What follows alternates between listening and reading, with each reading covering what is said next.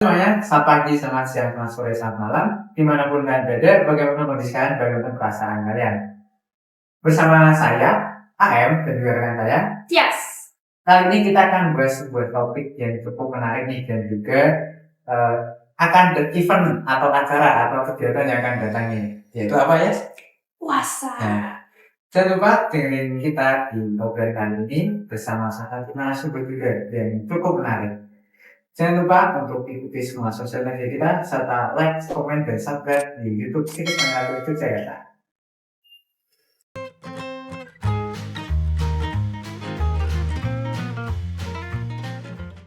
Halo, jadi hari ini ada setting yang berbeda. Di sini hostnya saya nggak sendiri. Di sini ada orang baru, seragamnya baru, beda warna. Boleh diperkenalkan dulu, Pak? Oke, perkenalkan teman-teman, nama saya Aldi Maulana, sering dipanggilnya AM. Saya sekarang di semester 7, semester akhir ya, dari prodi sarjana keperawatan. Nih ada gambar dan ada warna. Makanya warnanya beda guys, karena aku dari gizi, dia dari perawat, sarjana perawat. Oke, jadi kenapa kita menghadirkan sosok AM di sini? Karena kita akan membawa topik yang relevan bagi dia. Oke, langsung saja bersama salah satu dosen di prodi gizi. Boleh diperkenalkan dulu. Halo Ibu.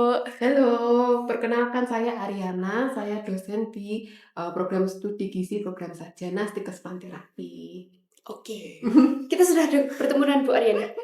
Bagaimana kabarnya hari ini, Bu? Puji Tuhan baik, terima kasih kalian. Gimana kabarnya, sudah makan siang? Belum, puasa ya, puasa. Itu topik kita hari ini, Bu. Kok ada apa nih puasa nih, Bu? Puasa. Jadi, ya seperti yang kita tahu, ini kita for your information, kita tag konten di bulan Februari awal, dan sebentar lagi kita akan menghadapi bulan puasa.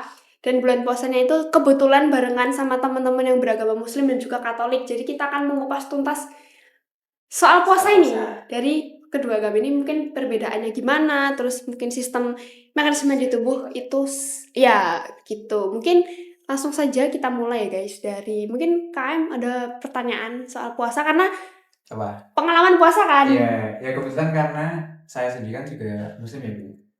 Terus juga udah puasa sejak kecil juga. Kalau puasa itu kan memang kalau dari kami umat Muslim itu kan kita puasa kan dari pagi ya, Bu. Dari dini hari kita sahur sampai nanti ada namanya azan subuh sebagai batasnya. Nah, itu kita puasa sampai kurang 12 lebih 12 sampai 15 jam. Nah, itu juga kan sistem kalau di Muslimnya gitu ya, Bu. Tapi kalau dari Katolik gimana ya? Katolik itu sebenarnya 40 hari di Rabu Abus sama di Jumat Agung, tapi kita itu bedanya itu makannya cuma sekali, kenyang satu kali sehari, dan tapi boleh minum. Kalau di Muslim kan nggak boleh minum kan? Nggak boleh sama sekali. Nggak boleh masuk selain makanan itu nggak boleh. Bahkan ada juga kalau saya itu ya kemarin tuh sempat juga waktu itu ke keluarga buat tugas juga. Nah, itu tuh aku lupa mau cek juga karena kan harus ambil darah. Itu lupa. Untungnya dari keluarganya itu bilang, Mas saya kan puasa ini. Oh iya, emang nggak boleh. Jadi kita kan ngeluarin dari itu sebenarnya nggak boleh. Jadi mengeluarkan cairan itu juga nggak boleh ya? Keluaran cairan kan maksudnya darah apapun itu. Kecuali kalau kencing atau PAK itu mas. Nangis juga nggak boleh? Nangis sebenarnya. Itu konfrontasi, Bu. Saya juga gitu tahu. ya? Iya, ada yang kata nangis. Saya baru tahu. Itu pro kontra sih. Ada yang menyebutkan itu nggak boleh, ada yang menyebutkan itu nggak apa-apa, wajar gitu. Tapi saya juga kurang tahu karena saya bukan ahli agama juga. Gitu. Malah. Oke. Gitu sih Bu konsepnya. Mungkin kira-kira dari segi gizi, mungkin dari metabolisme ya, ada beda nggak sih antara puasanya di Muslim sama Katolik? Karena kan dari segi pola makannya beda, terus asupan cairannya juga beda gitu. Pasti ada bedanya ya. Kebetulan saya bukan Kristen, saya bukan Katolik dan juga bukan Muslim, saya Kristen. Oh iya, gambarnya ya. Tiga beda. Tapi ada puasa kan, Bu? Ada dianjurkan puasa. Kalau Katolik kan memang pasti akan puasa kan. Iya. Tapi kalau di Kristen itu ya kami dianjurkan sih. Tapi setahu saya kayaknya nggak semua jemaat atau umat itu melakukan gitu. Kalau saya sendiri berusaha tetap melakukan tapi modelnya pantang. Kalau di Katolik kan gimana kayaknya? Gimana deh, coba diceritain. Kebetulan karena saya Katolik, jadi konsep puasanya itu ada pantang dan puasa. Kalau pantang itu tuh lebih ke sesuatu yang saya sukai, nah itu dikurangin. Kayak semisal saya suka banget makan daging merah, daging sapi, steak kayak gitu. Jadi misal seminggu tuh saya harus banget makan daging gitu, perlu banget. Nah itu saya kurangin karena dalam masa pantang itu. Jadi mengurangi hal-hal yang disuka. Terus kalau puasa itu biasanya pas Rabu Abu sama Jumat Agung, tapi itu boleh kalau teman-teman itu mau puasa sepanjang Jumat. Nah, puasanya itu makan kenyang sekali, tapi setahu saya yang saya dengar itu kita masih boleh minum air putih, nggak berasa. Mungkin kalau berasa nambah kalori ya, Bu ya? Iya sih, bener. Gitu ya. Kalau di Kristen gimana, Bu? Kristen Puasa? juga prinsipnya gitu sih, maksudnya untuk hal-hal yang kita suka banget itu apa, bahkan mungkin nggak harus makanan ya, maksudnya kalau misalnya kita terlalu sering sekarang kan suka scroll-scroll, nah itu Iya, bisa iya. jadi pantang juga. Cuman ya hari ini kita kan ngobrolnya tentang bidang gizinya ya, Iya. gitu. Jadi nggak terbatas pada harus pantang daging merah atau daging ayam. Dulu saya sendiri pernah pantang itu pantang makan dan minuman yang manis. Jadi nggak makan coklat, nggak makan apalagi nggak makan boba-boba, Oh. terus habis itu micin-micin, ciki-ciki itu nggak boleh, aku pantang itu. Itu susah sih. Tapi kan jadi sehat ya. Soalnya makannya Iya kan sih. real food kan. Food Iya, tapi ya betul. menyiksa ya. Agak menyiksa. Kalau buat anak kecil emang iya sih. Iya, buat anak kecil. Terus tiba-tiba saya kepikiran, Bu, kan kalau di Katolik itu kan sesuatu yang nggak disukai, yang disukai harus dikurangin.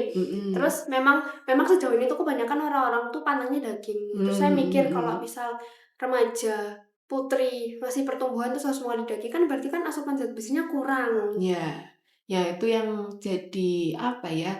eh Belum pernah dengar itu jadi masalah, tapi kalau kita mengurangi konsumsi daging-dagingan yang kita tahu itu kan sumber zat besi yang mudah diserap oleh tubuh, apalagi untuk remaja putri yang sebenarnya mereka sangat butuh ya zat besi itu untuk mencegah anemia, ya pasti akan ada konsekuensi tertentu. Tapi karena kalau untuk umat Katolik pantangnya itu hanya Rabu Jumat aja atau setiap hari ya?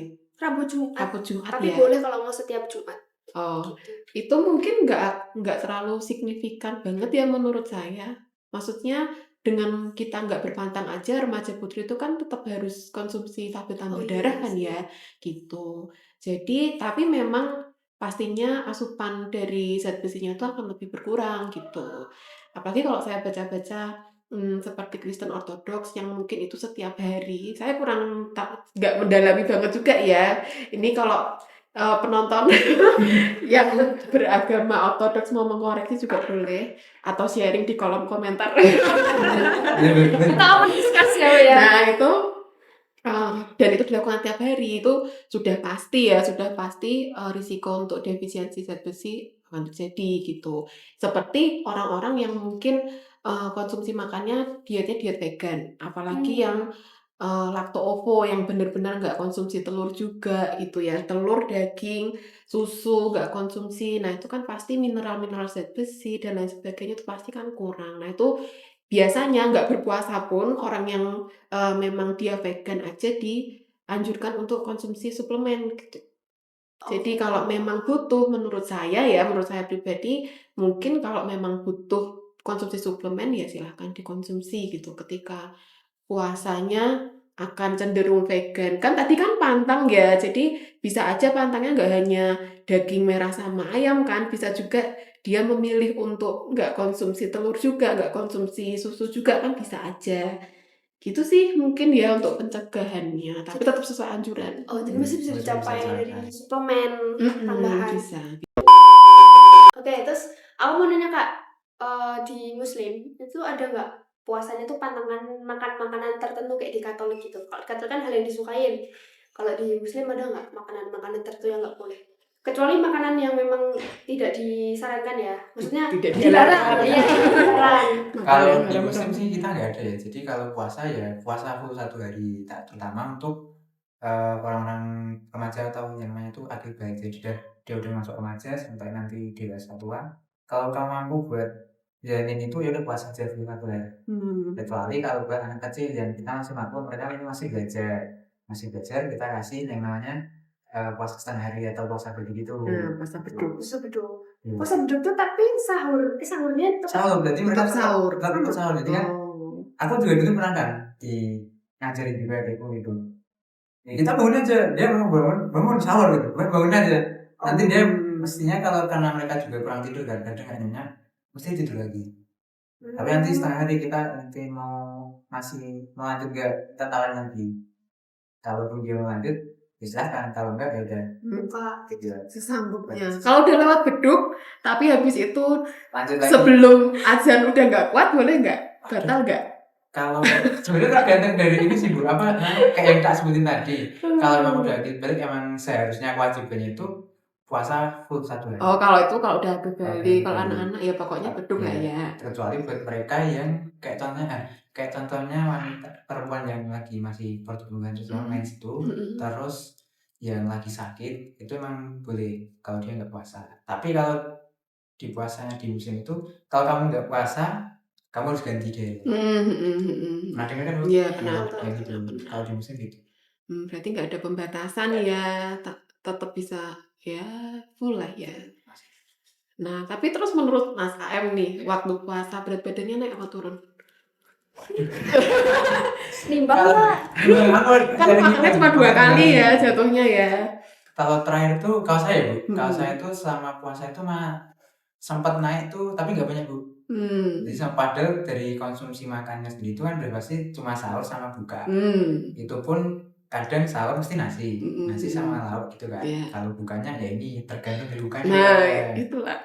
Tapi selama puasa itu aku masih ingat dia itu naik setelah mulai puasa setelah minggu pertama. Itu dia mulai ada naik sekitar 2-3 kilo nah. Karena udah adaptasi ya. Iya, adaptasi gitu. Jadi naik emang naik gitu Bu. Harusnya sih enggak, kalau maksud saya kalau kita logika harusnya kan justru berat badannya turun ya karena kan makannya hanya 2 kali gitu dan itu setiap hari. Kalau yang Katolik tadi kan mungkin hanya Rabu Jumat atau setiap Jumat selama 40 hari. Nah, itu yang mungkin kita mulai bahas nih tipsnya loh. Belum udah tips ya. Enggak sih. Maksud saya gini karena kadang kalau puasa untuk umat muslim ya kesannya makannya sedikit gitu, cuman 2 kali, istilahnya 2 kali makan kenyang.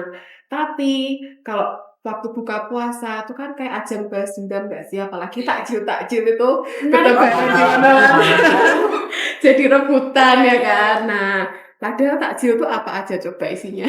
Coba. Ya pasti gula sih. Gorengan. Nah, kadang bisa jadi tanpa kita sadar meskipun makannya cuma 2 kali, sahur juga biasanya kan makannya yang simpel-simpel mungkin ya kecenderungannya ya.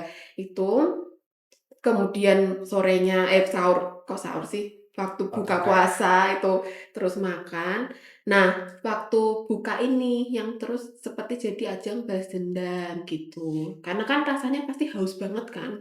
Terus pengen minum sirup, pengen minum es teh, pengen makan es pisang hijau, terus makan yang banyak kayak gitu. Nah, tanpa sadar itu kalorinya tuh melebihi kebutuhan kita gitu daripada waktu kita makan rutin sehari 3 kali.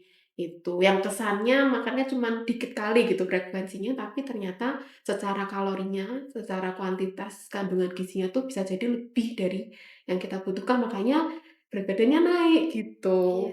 Bisa jadi kayak gitu juga. Ya mungkin ada faktor-faktor lain ya, tapi khusus untuk asupan makan bisa jadi seperti itu. Apalagi kalau yang dimakan itu hanya makanan-makanan yang tinggi lemak, kemudian makanan-makanan manis, nah itu cepat banget naik berat badan. Ya, jadi banyak banget kayak cerita-cerita orang di Twitter. Iya ya. Iya, Twitter kayak gitu. Terus kan lumayan lama ya Bu dari antara sahur jam 3 ya? Jam 2 jam 3. Jam 2 jam 3 kebukanya kan jam 6. Nah, dari segi gizi tuh ada nggak Bu kayak makanan yang cocok buat sahur yang bisa menekan rasa lapar itu lebih lama yang cocok kira-kira? Karena kan ada nih orang yang telat sahur itu cuma buat mie doang, Indomie. Iya. Nanti endorse. Ya kayak gitu Bu. Itu gimana gitu? Kan kasihan gitu. Kalau saya baca ya, sehatnya itu adalah kita kalau sahur, mengutamakan konsumsi serat itu, kemudian sumber protein, karbohidratnya juga, karbohidrat kompleks. Ya nasi boleh tapi, tetap konsumsi karbohidrat kompleks. Nah, kita kan tahu ya kalau serat itu lama di metabolismenya dalam tubuh, terutama serat yang nggak larut. Jadi dia akan, memperpanjang waktu kenyang kita gitu, atau indeks satiety-nya atau satiety index, indeks kekenyangannya itu lebih lama daripada kalau kita makan makanan yang bertepung atau gula-gula yang sederhana. Karena kan dia lebih cepat diserap kan gitu. Jadi kalau sudah habis ya responnya akan lebih cepat lapar lagi kayak gitu. Nah, jadi kalau kita konsumsi serat, ya nggak hanya serat sih, protein juga, kemudian lemak juga masih boleh, tapi disarankan ya lemak yang sehat gitu. Nah, itu mungkin akan membantu supaya dalam beraktivitas itu nggak cepet lapar gitu, dalam masa menunggu nanti beraktivitas seharian sampai nanti buka puasa, gitu. Terus sama lagi sih, Bu, aku kemarin sempat pernah lihat juga, Bu, aku lupa itu postingan sosmed atau dia di artikel gitu, katanya tuh kalau konsumsi makan itu disesuaikan sama aktivitasnya. Jadi kalau memang aktivitasmu berat, makanlah yang karbohidrat gitu, Bu. Tapi kalau aktivitasmu ringan kayak di depan komputer atau mungkin lebih banyak duduknya itu lebih banyak lemak. Itu benar nggak sih, Bu? Atau mungkin bagi orang puasa itu cocok gitu, Bu? Sebenarnya prinsipnya kalau kita belajar metabolisme tubuh, karbohidrat itu, lebih cepat di metabolisme untuk jadi energi. Glukosa itu kan butuh banget ya, otak juga makanya butuhnya glukosa kayak gitu. Nah, kalau selama saya belajar terutama di gizi olahraga, itu, eee, kalau olahraganya itu intensitasnya tinggi tapi durasinya rendah, jadi kayak lari sprint itu kan dia intensitasnya tinggi langsung, tapi kan durasinya pendek. Nah, itu energi yang bahan untuk membuat energi itu adalah karbohidrat dulu, glukosa dulu yang dipecah. Nah, tapi kalau nanti sudah lama, jadi sudah kalau intensitasnya dia rendah, tapi durasinya tinggi, kayak seperti kita aktivitas gini nih, duduk. Ini kan kita beraktivitas tapi low intensity gitu kan, tapi durasinya lama, yang dipecah itu lama-lama lemak gitu. Jadi awal-awal dalam berkegiatan itu awal-awal yang dipecah karbohidrat dulu, kalau sudah durasinya lama, yang dipecah itu mulai lemaknya, kayak gitu. Nah, itu juga yang mungkin terjadi pada umat yang berpuasa, terutama umat muslim ya, karena kan waktunya tuh panjang, dari sahur sampai ke buka puasa. Nah, kalau saya baca-baca nih, 0 sampai 8 jam pertama, energi yang dihasilkan itu diambil dari glukosa. Setelah 8 jam, glikogen di hati itu habis. Jadi yang dipecah untuk jadi energi itu adalah lemak. Kalau kita belajar gizi ya, itu namanya gluconeogenesis. Jadi pembentukan glukosa dari substrat yang lain gitu, bukan dari karbohidrat, tapi dari lemak. Gitu. Prinsipnya gitu sih, tapi kalau menurut saya ya bukan berarti terus, kalau, kita cuma duduk makannya lemak yang tinggi itu ya enggak juga. Yang paling baik tetap semuanya seimbang sih kalau menurut saya, gitu. Kecuali memang atlet ya. Kalau atlet itu kan aktivitas fisiknya berbeda nih dengan kita yang beraktivitas biasa seperti ini. Nah, itu dietnya beda lagi, gitu. Tetap pedoman gizi seimbang. Kalau menurut saya iya ya, kecuali ada kondisi khusus yang dia memang perlu zat gizi tertentu yang diatur, gitu. Jadi puasa tuh bisa jadi ajang diet ya, Bu? Sebenarnya bisa, Bisa. ya, tapi memang, itu tadi, zat gizinya harus terpenuhi. Kalau tadi kita bahas berlebihan ya konsumsinya secara tidak sadar, nah itu kan nggak jadi diet ya kalau kayak gitu. Sama Sama aja.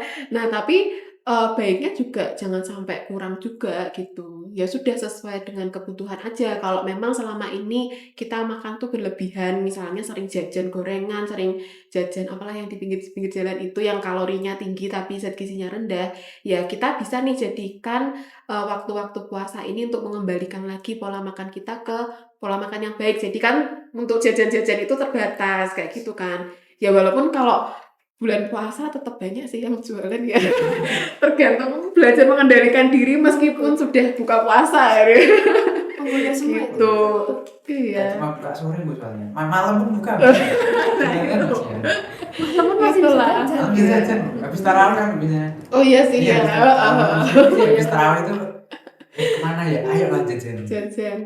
Iya gitu dan, kan sebenarnya sudah banyak ya penelitian atau mungkin artikel-artikel kalau puasa itu bermanfaat, terus detoksifikasi dan lain sebagainya. Tapi kalau saya baca, ya itu pun juga manfaat itu dirasakan kalau kita konsumsinya juga tepat. Tepat dalam arti semuanya juga cukup gitu, nggak berlebihan, nggak kurang juga. Karena kalau enggak ya sama aja, malah jadi masalah baru nanti. Itu, aktivitas juga tetap perlu ya, maksudnya bukan berarti terus karena puasa kita lemes-lemes nggak beraktivitas gitu. Udah terlanjur lemes. Iya, karena kan anjurannya asupan makannya tetap, cuman beda jam aja gitu. Skip di makan siang kalau yang muslim ya. Kalau yang Katolik kan mungkin masih bisa sekali makan, tapi sekali makan dia malahan, tapi nggak tiap hari. Iya. Nah, itu Tapi bedanya. masih bisa minum. Enak bener. Minumnya air putih. Minumnya. Iya ya. Air putih. Saya masih minum Bu. Iya sih. Masih terhidrasi. Itu. Tapi saya penasaran Bu, kan kalau yang di muslim kan memang sehari itu nggak minum nggak makan. Terus pas buka kan biasanya minum dulu kan. Iya, Nah, itu mesti. lebih baik yang mana dibuka dengan air putih atau kayak air elektrolit gitu Bu, buat cepat kembaliin energi yang cairan-cairan yang hilang gitu. Cairan biasa sama Elektrolit. elektrolit. Ini kalau sebaca saya ya, mungkin yang lain yang nonton kalau mau share boleh ya di kolom komentar. Open discuss. Sekali lagi guys, ini open discuss. Kita open discuss. Kalau setahu saya sih, sebaca saya ya, yang penting adalah dia itu tubuh kita terhidrasi dulu gitu. Jadi mungkin kalau memang nggak ada cairan elektrolit ya nggak masalah juga kalau dia konsumsinya air putih biasa gitu. Yang penting mungkin suhunya itu disarankan di suhu ruang, nggak di suhu yang dingin begitu ya. Terus setelah itu juga tidak disarankan minum minuman yang manis, kemudian minum minuman bersoda atau yang berkafein. Kalau kafein itu kan ya perut kita kan kondisinya kosong ya. Terus kalau misalnya tiba-tiba konsumsi kafein, takutnya tuh menimbulkan rasa tidak nyaman gitu di lambung kita. Gitu. Ada juga yang menyarankan sebenarnya bahkan konsumsi air lemon, terus kemudian kaldu tulang seperti itu. Tapi prinsipnya adalah menghidrasi dulu pertama, kemudian kedua menyiapkan saluran pencernaan kita yang sudah sekian jam tidak bekerja gitu, nggak terisi, itu supaya nanti waktu kita makan besar itu nggak kaget gitu. Jadi pelan-pelan gitu ada jedanya dari minumnya juga nggak langsung gluk gitu ya, pelan-pelan. Bertahap. Kalau di muslim kan juga disarankan konsumsi kurma kayak gitu kan ya. Kalau kita tuh minum dulu sekali, terus habis itu tapi jeda Bu, jadi minum sekali nih, terus sebentar, terus minum lagi. Kalau nggak 3 kali, habis itu baru makan kurma. Iya. Ya memang gitu sih prinsipnya, ya bertahap. Jadi nggak langsung kita tiba-tiba makan besar, tiba-tiba makan es pisang hijau gitu, kayaknya jangan deh. Tapi air hangat nggak apa-apa. Air hangat nggak apa-apa sih, nggak masalah. Kayaknya kalau dari Mas AM gimana? Ada pengalaman nggak sih bedanya habis puasa sekian jam? Karena saya belum pernah ya. Terus konsumsi pertama cairan yang dingin sama cairan yang hangat gitu. Ada pengalaman nggak? Kalau pengalaman pasti ada sih Bu. Gimana tuh bedanya? Misal contohnya saya Bu, saya tuh aktivitasnya agak berat nih Bu, cukup berat. Sampai akhirnya buat nunggu buka, kayak contohnya mungkin jogging gitu, bahkan sempat juga ada kegiatan lain. Itu tuh ada kan saya masih bawa air putih kan, bawa air putih, terus teman tuh beli es teh atau kan air es gitu, air dingin. Saya minum esnya dulu karena juga kayaknya enak mikirnya. Saya minum tapi kok masih haus terus gitu Bu. Jadi minum es sekali, 2 kali, 3 kali, bahkan seterusnya tuh dia nggak hilang. Tapi setelah sudah selesai, udah cukup lah minum esnya, saya minum air putih biasa, hilang Bu. Oh, tapi udah cukup minum esnya. Tapi sekali juga maksudnya saya minum tuh nggak terus banyak gitu Bu. Jadi Oh iya. sekali dulu kok masih kurang rasanya. Tapi setelah minum air putih biasa, Cuma hilang, berhenti. langsung berhenti. Ya kalau landasan ilmiahnya mungkin kita harus gali lebih dalam ya. Kebetulan saya juga, mohon maaf, nggak menggali sedalam itu terkait itu. Cuman kalau bayangan saya, kalau minum dingin itu kan butuh adaptasi ya. Maksudnya cairan yang dingin itu dia itu kan juga dihangatkan gitu, menyesuaikan temperatur ya tubuh kita. Mungkin itu juga pengaruh. Ya apalagi sudah lama nggak, bukan sudah lama ya, berjam-jam nggak ada yang masuk nih asupannya, itu takutnya nanti kaget juga gitu, maksudnya kok kaget sih apa ya, Saya pikir juga biar gitu, karena ada reseptor juga kan Bu, reseptor buat haus. Kalau dia kena dingin berarti otomatis kaget juga kan. Beda sama kayak air putih itu atau air Iya. hangat mungkin malah masing gitu, Nah, terinfeksi. ya kalau saya sih berpikirnya gitu ya. Berarti nggak Itu hanya dari segi sugesti. keperawatan nih. Kayaknya Gitu. Berarti nggak hanya sugesti. Maksudnya ada Mm-mm. alasan di balik itu. Ya ada evidence base-nya lah ya. Terus tadi kan Bu Arena bilang menghindari minuman manis. Nah, tapi penasaran Bu, kan maksudnya puasa kan kosong. Maksudnya kan cara mengembalikan energi tercepat kan adalah dengan mengkonsumsi manis, minuman manis, mungkin bisa dibilang kayak mungkin jus buah kayak gitu-gitu, atau mungkin minuman manis yang lain gitu. Itu gimana Bu? Maksudnya kan tadi Kenapa gitu Iya. ya? Kenapa malah nggak Malah nggak boleh boleh. gitu ya? Kalau menurut saya sih karena kan minuman manis ya, apalagi itu kan gunanya gula sederhana. Dia kan berarti akan langsung cepat terserap, nggak melalui metabolisme, tapi nggak selama itu gitu. Nah itu menimbulkan insulin yang sebagai pengantar glukosa ke sel, yang tadinya dia habis puasa itu benar-benar reda, tiba-tiba melonjak gitu. Jadi nanti gula darahnya nggak stabil ya. Mungkin kalau misalnya orang normal, bukan orang normal, yang tidak mengalami gangguan insulin atau mungkin penderita diabetes atau sakit gula, itu mungkin dalam tanda kutip gak masalah, tapi kan baiknya adalah lonjakannya itu tuh pelan-pelan gitu. Itu juga kenapa kita harus makan teratur, itu kan supaya sekresi atau pengeluaran insulinnya itu kan teratur, nggak yang naik turun drastis gitu kan. Itu menurut saya alasannya itu ya, kalau dari segi metabolisme, jadi nggak kaget ya. Itu tadi kembali ya, bertahap pelan-pelan, nggak cuman masalah pencernaannya secara motorik atau ototnya tuh biar nggak kaget, tapi juga secara hormonal, secara metabolisme itu smooth gitu. Dari yang lama nggak makan terus akhirnya tiba-tiba makan besar tuh nggak langsung ada lonjakan tinggi gitu. Ya ini terutama mungkin yang mengalami sakit diabetes gitu ya. Itu pun kalau nggak puasa pun juga disarankan kan nggak langsung terus konsumsi yang makanan dengan indeks glikemik tinggi yang mempercepat kadar gula darahnya itu naik gitu kan. Yang disarankan kan juga tetap yang lonjakannya glukosa darah itu dia stabil, nggak naik turun. Sebenarnya orang sehat pun ya disarankannya gitu ya, maksudnya nggak, ya kita kan juga membatasi kan harusnya makanan minuman yang manis gitu. terjawab. Gitu. Penasarannya sih. Terus aku mau tanya buat kalian, selama puasa 30 hari full sama nggak puasa, kira-kira ada nggak perbedaan yang dirasain di tubuh? Mungkin selain berat badan mungkin, atau mungkin dari nafsu makan, gitu-gitu ada bedanya nggak? Merasa lebih healthy nggak? Kalau merasa lebih sehat sih sebenarnya tergantung dari makanannya sih. Tapi yang mesti berubah itu pola makan sama nafsu makan. Karena kita kan cuma sahur sama buka. Terus sahur itu udah mesti lengkap kan buat makanan itu. Terus nanti buka itu biasanya cuma cukup buat minum sama makanan kecil kayak contohnya kurma gitu, atau snack kecil asal itu udah cukup buat kita ngerasa cukup gitu. Nanti malam tuh malah gak makan.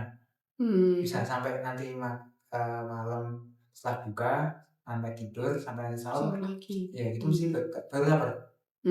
Udah terpola, terbiasa gitu ya. Bahkan kalau karena saya sudah puasa kan, udah sering puasa gitu, dalam waktu kurang dari 3 harian atau 3 harian itu udah kepola langsung. Langsung udah kepola.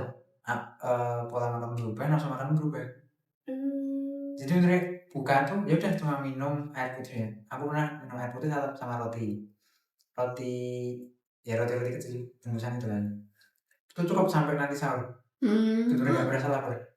Wah. Beneran? Tapi sahurnya makan apa? Apanya? setelah makan roti kan. Terus Iya, pas sahurnya makan apa? soalnya makan ini nasi Biasa. lagi sebiasa. Itu bener berubah. Oh. Jadi harusnya waktu kembali nggak puasa lebih sedikit asupannya apa gimana? Makannya lebih dikit porsinya? Waktu balik nggak puasa gitu. Iya. Waktu nggak balik puasa itu rasanya gitu.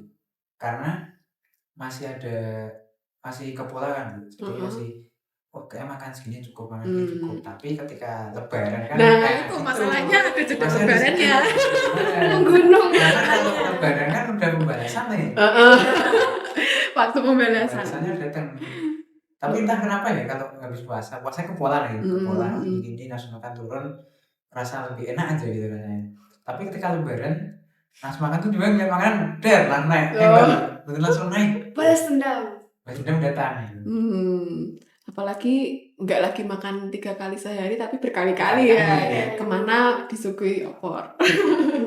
Opor gue rendang mas. Belum lagi nastar ya. Nastar itu kan kalorinya diam-diam tinggi ya. Kecil Satu doang tapi itu. tinggi. Belum kalau manis kan permen itu juga banyak kan. Iya. Terus minuman bersoda. Bersoda manis. Sirup. Oh iya sirup kalau lebaran banyak sirup. Gitu sih kalau selama saya menjalani puasa tuh itu rasanya.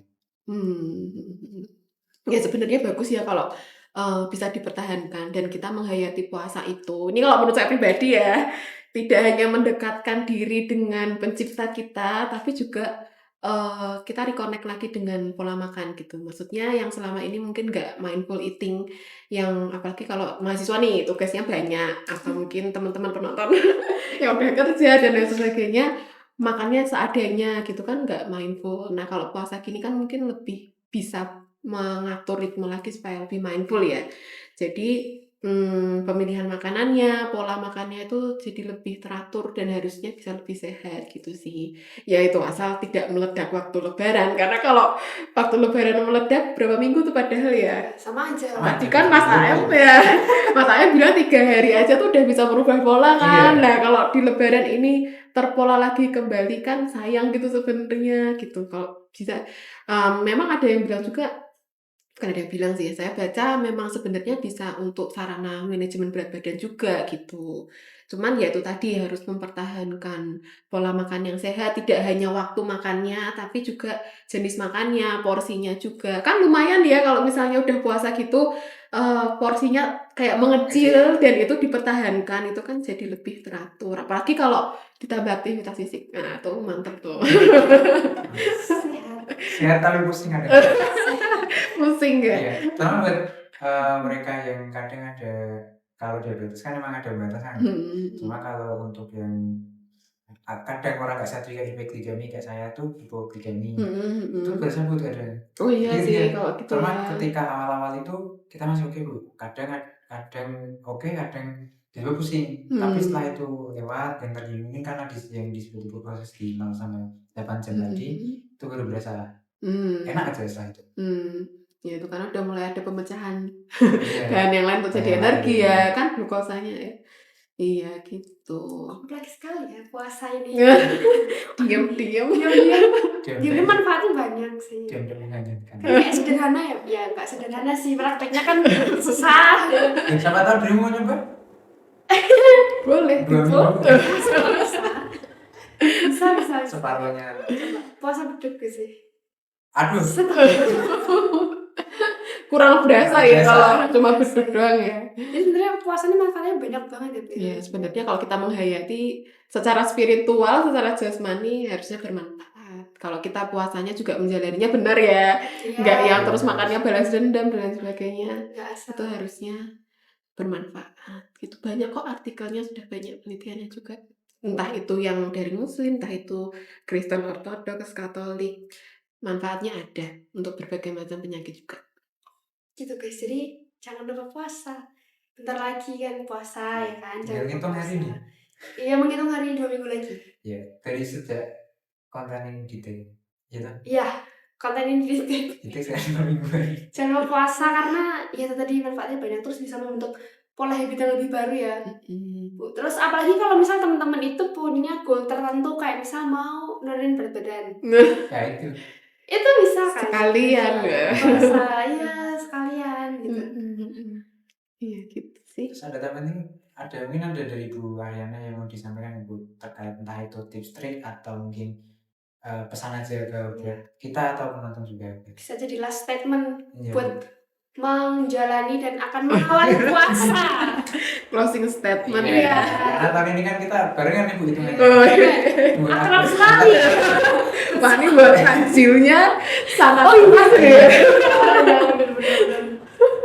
Perang lah kita. Buat takjil. Kalau enggak saya jualan kalian beli. Kamu beli sendiri jualanmu. Iya, salah satunya Bu. Kalau sisa sih. Kalau bisa. Oke, closing statement ya.